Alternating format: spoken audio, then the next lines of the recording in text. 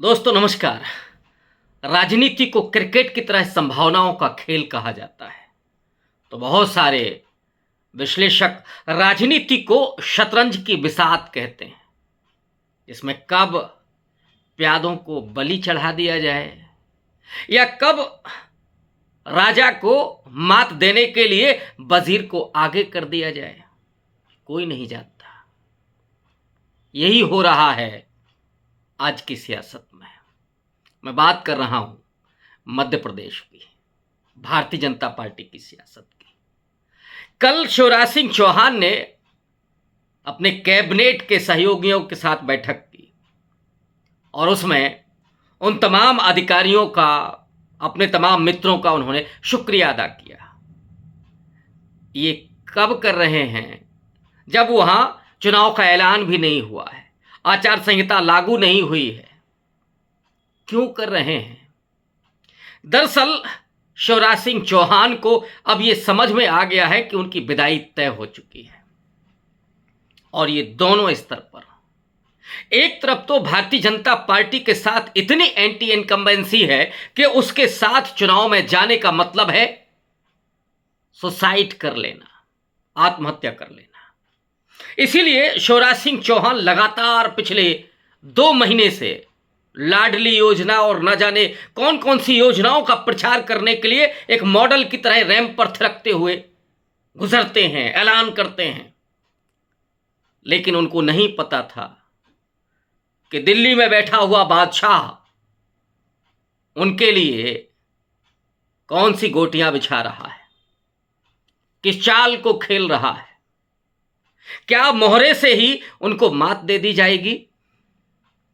दरअसल पिछले 2-3 दिनों में भारतीय जनता पार्टी ने बीजेपी, मध्य प्रदेश की बीजेपी के लिए 2 लिस्ट जारी की है।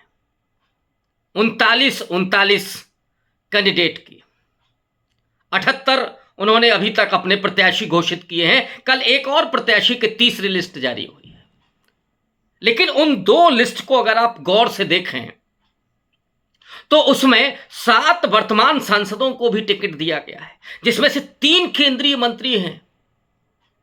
नरेंद्र सिंह तोमर, फग्गन सिंह कुलस्ते, प्रहलाद पटेल।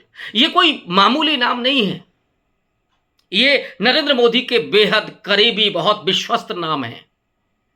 आखिर क्या वजह है कि केंद्रीय मंत्रियों को विधायकी का टिकट दिया जा रहा है? क्या भारतीय जनता पार्टी ने अपनी हार स्वीकार कर ली है? मध्य प्रदेश में आकर के भारतीय जनता पार्टी फंस चुकी है? नरेंद्र मोदी क्या इस बात को जान चुके हैं? तो क्या वो रिशफल करने के मूड में है? क्या गुजरात की तरह कोई यहां पे भी वो पलटेंगे चीजों को, एंटी इनकम्बेंसी दूर करने के लिए कोई और पैतरा आजमाएंगे? लेकिन इस रणनीति ने एक बात तो तय कर दी है कि अब शिवराज सिंह चौहान की विदाई तय हो चुकी है। मध्य प्रदेश का भारतीय जनता पार्टी का वो चेहरा जो ओबीसी जमात से आता है,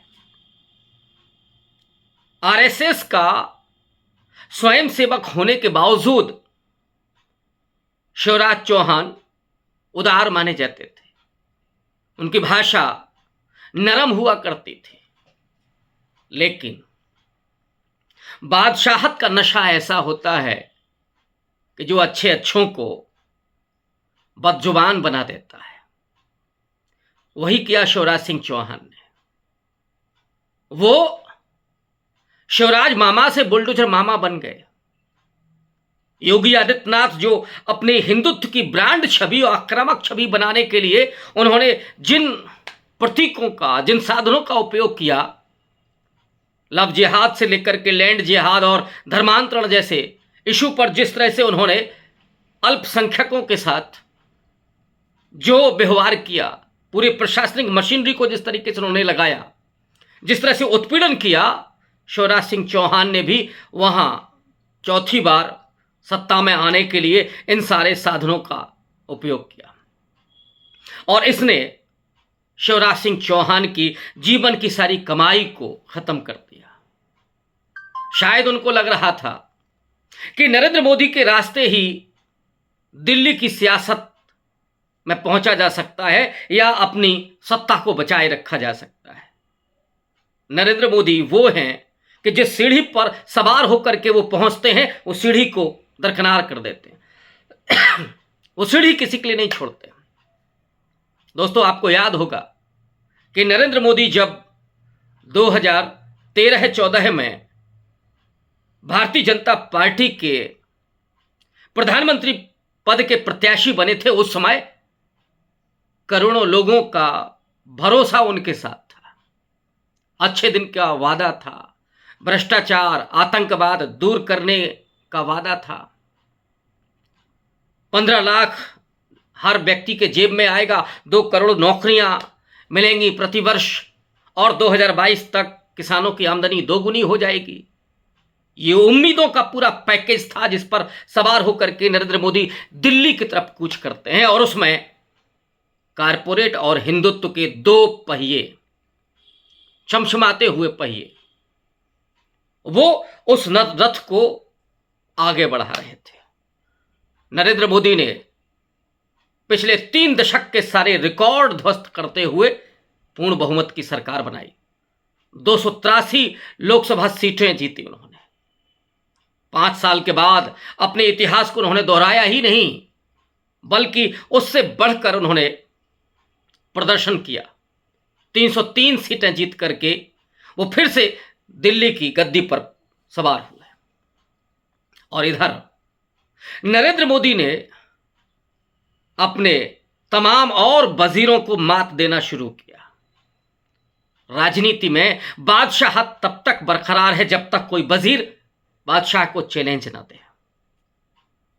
नरेंद्र मोदी इस तरह के खिलाड़ी हैं कि उन्होंने चाहे गुजरात रहा हो या भारत की राजनीति, धीरे धीरे अपने सारे वजीरों को दूर कर दिया, दरकिनार कर दिया, छोटा कर दिया, कद उनके छोटे कर दिए, विश्वसनीयता खत्म कर दी।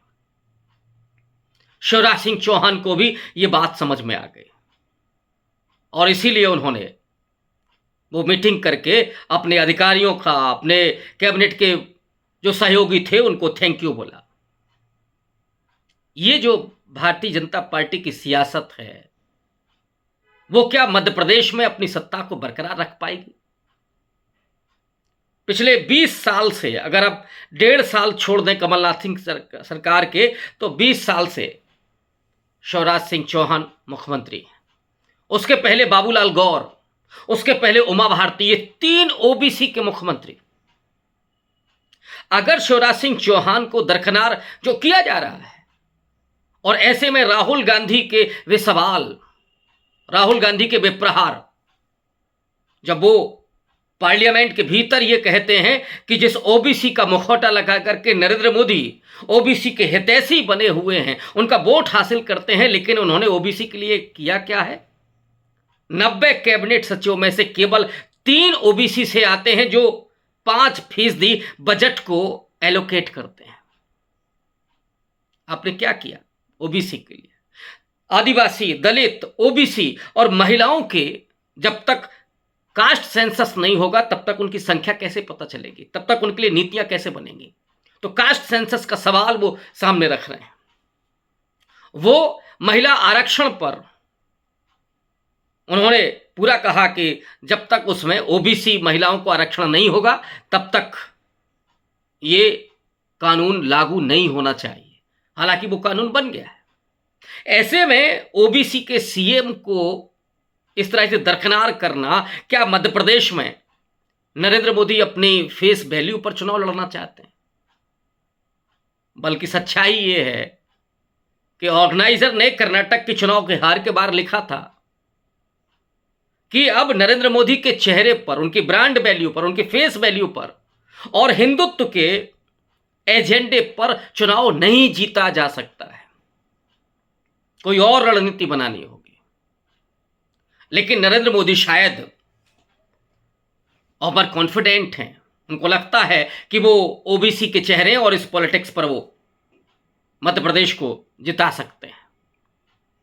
लेकिन वो जो हीरा, वो जो कभी जिस पर इतनी कालिख और इतनी धूल डाली गई, कि वो अपनी चमक को उस जमीन में जो दब गई थी उसको उभारने में उसे बहुत वक्त लगा, लेकिन अब वो चमकदार हीरा, वो तराशा हुआ हीरा, वो राहुल गांधी लोगों के बीच में जाकर के उस विश्वास को हासिल कर रहे हैं। और उसने न सिर्फ राहुल गांधी को जननायक के तौर पर खड़ा किया है, बल्कि नरेंद्र मोदी को अविश्वसनीय, झूठा और फरेबी तक साबित कर दिया है। राहुल गांधी जो कहते हैं वो उतना करते हैं, ईमानदारी से बोलते हैं, सच बोलते हैं। लेकिन नरेंद्र मोदी की जो भाषण शैली है उसमें झूठ, फरेब, यहां तक कि घृणा, नफरत, हिंसा, इन सब का समावेश होता है। और यह देश अब ऊब चुका है इन तमाम जुमलेबाजियों से, और इसीलिए वो राहुल गांधी की तरफ देख रहा है उम्मीदों के साथ। और ये जो मध्य प्रदेश की जो पूरी बिसात है, 230 विधानसभा सीटें, 29 लोकसभा सीटें, ये चुनाव सिर्फ विधानसभा का नहीं है, लोकसभा के लिए भी वो तैयारी हो रही है। ऐसे में भारतीय जनता पार्टी और कांग्रेस के लिए ये चुनाव बेहद महत्वपूर्ण हो जा रहा है। लेकिन नरेंद्र मोदी शायद अपने वजीरों के जरिए, अपने प्यादों के जरिए उस चुनाव को जीतना चाहते हैं, और उधर राहुल गांधी की अपनी विश्वसनीयता, दिग्विजय सिंह और कमलनाथ की वो मेहनत, प्रियंका गांधी की वो जनसभाएं कांग्रेस को एक मजबूत विश्वास के साथ लोगों के बीच में जाने के लिए प्रेरित कर रही है।